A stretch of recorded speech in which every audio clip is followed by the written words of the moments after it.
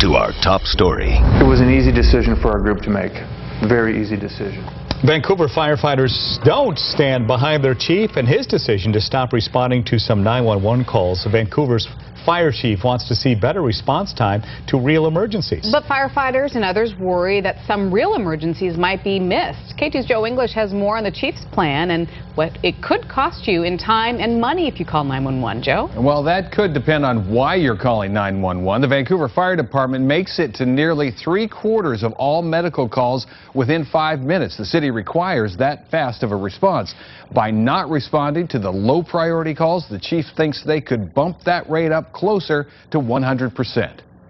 Boils, bumps, can't sleep, urinate. Vancouver Fire Chief Don Bivens fires off a list of 911 calls, some of about 4,000 a year, nowhere near life-threatening. And it's not just my opinion, it's the medical program director, the doctor who oversees all of the paramedics in Clark County.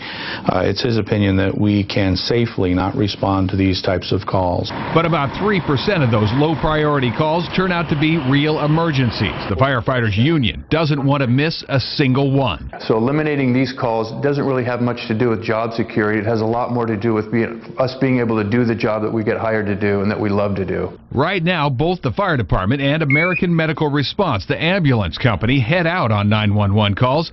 AMR would have to go at it alone on those low priority calls.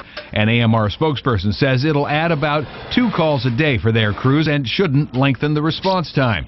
In the chief's plan, Clark County Dispatch would still take in the original 911 calls.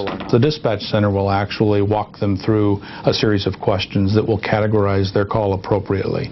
If it's a true emergency, they will dispatch the fire department and they will dispatch the ambulance company, and both will go. Since the fire department doesn't haul people to the hospital, AMR says the cost won't change for an ambulance ride since they'd be showing up anyway.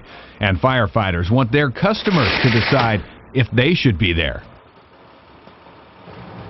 Well, Vancouver Fire Departments had an ambulance-only response for local nursing homes for several years with no apparent downside, but the Firefighters Union says that's because there is staff there available to help at those places, something most people don't have in their own homes. This new plan could happen by this summer. Joe English, K2 News.